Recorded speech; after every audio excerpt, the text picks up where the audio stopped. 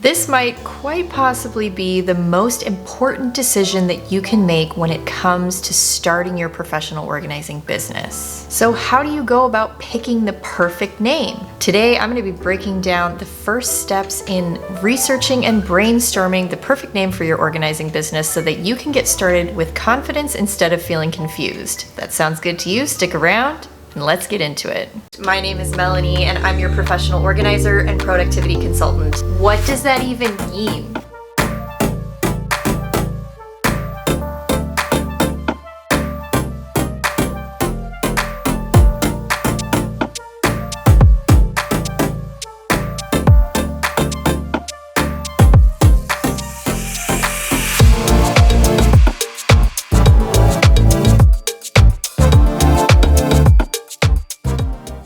Hey everybody, welcome to I Speak Organized. My name is Melanie Summers and I'm your professional organizer, productivity-based life coach, and decluttering expert. I like to speak organized to give you the tools to conquer your clutter, live life with more purpose, and learn all about the business of tidying. Whether you are brand new here or you've been here for a while, I just want to thank you for being here and let you guys know all about the special offers that I have running for you at this very moment in time. If you need help figuring out the next steps in starting or leveling up your current professional organizing business, I encourage you to get on my schedule by clicking the link in the description or the pinned comment of this video to get on my schedule for a low-cost professional consultation.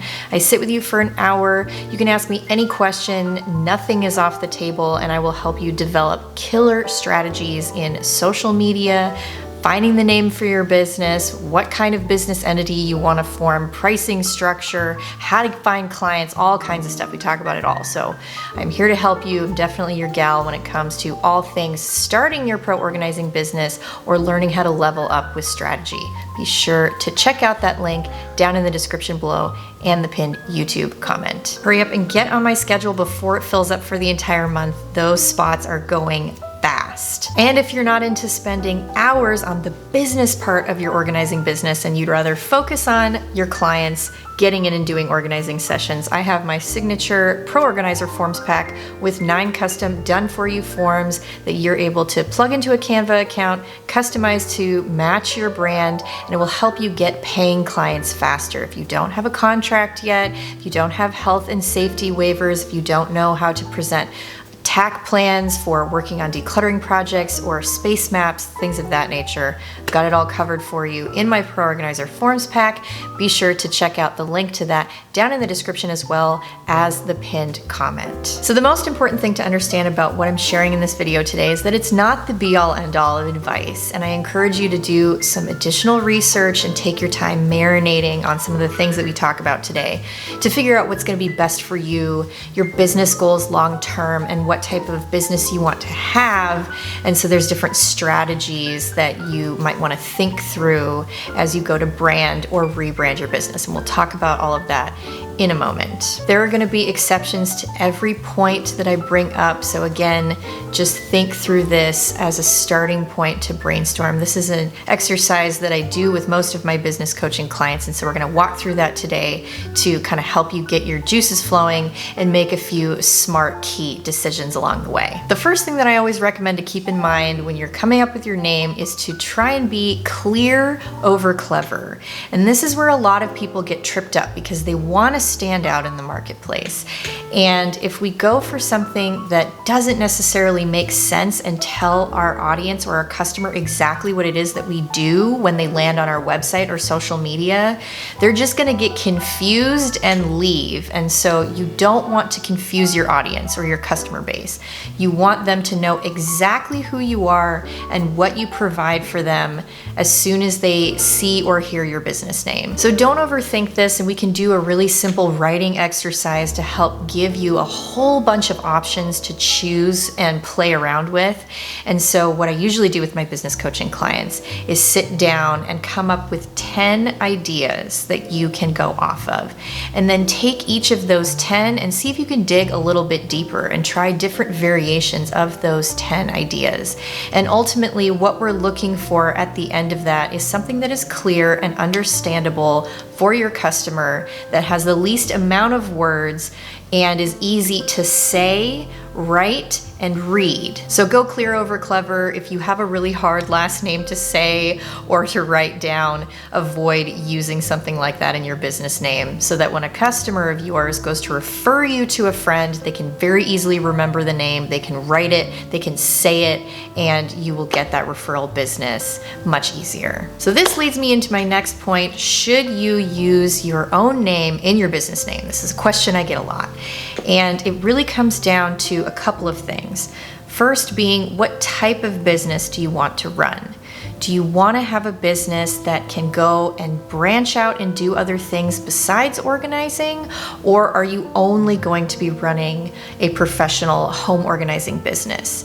And for me, my business entity as an LLC is named something completely different than I Speak Organized. I Speak Organized is a brand that I use as just one part of my overall business that I run. And so I like to recommend that to people so they don't pigeonhole themselves into one specific type of business and you can expand and do other things. So that's just something to keep in mind. But if you want to just run your organizing business, you can start with a sole proprietorship, and then we come back to the question of should you put your own name in it. I know plenty of organizers who do that, and it works fine for them. The pro of that is that it most likely will be easier for you to secure that name. Nobody else will be using it, especially if you have an easy but unique name. And as far as the cons, marketers and their research kind of indicates that if you use your own name, you end up spending a little bit more time branding yourself rather than your business, and so you focus less on the business and more on how you present yourself.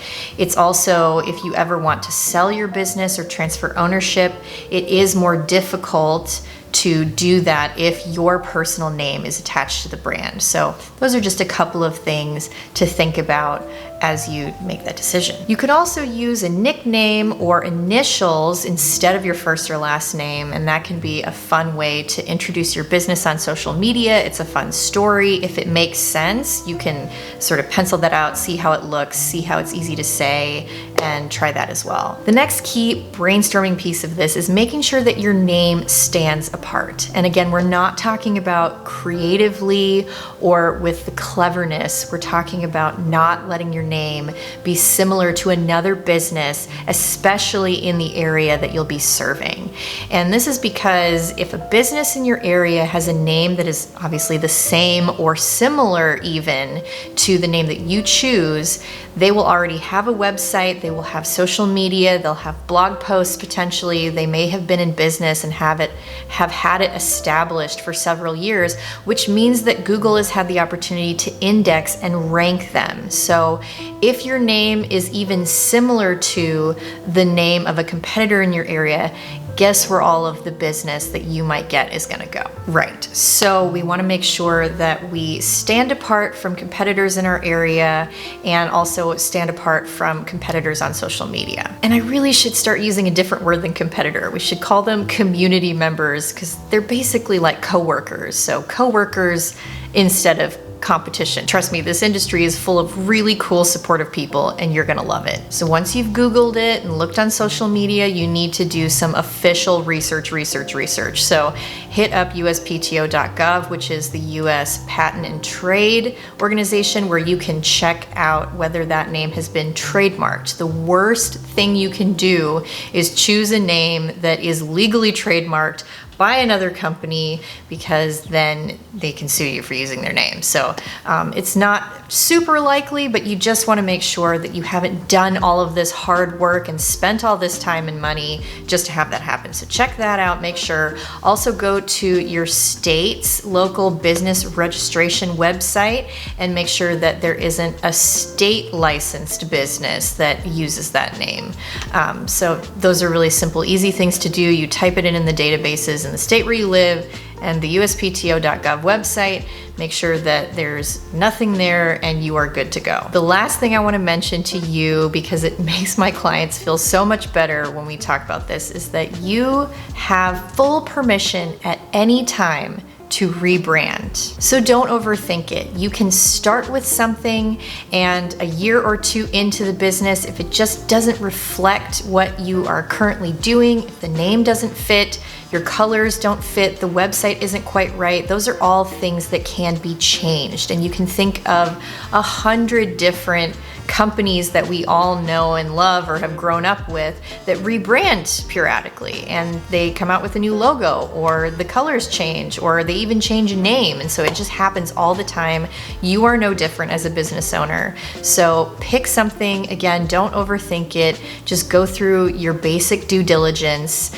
And if you want to change it later, that's the beauty of running your own business. You can totally do that, and you should if you want to. All right, fam, that's gonna wrap it up. It's a really quick little brainstorming session with you so that you can start thinking about your business name, possibly the most important aspect of your business.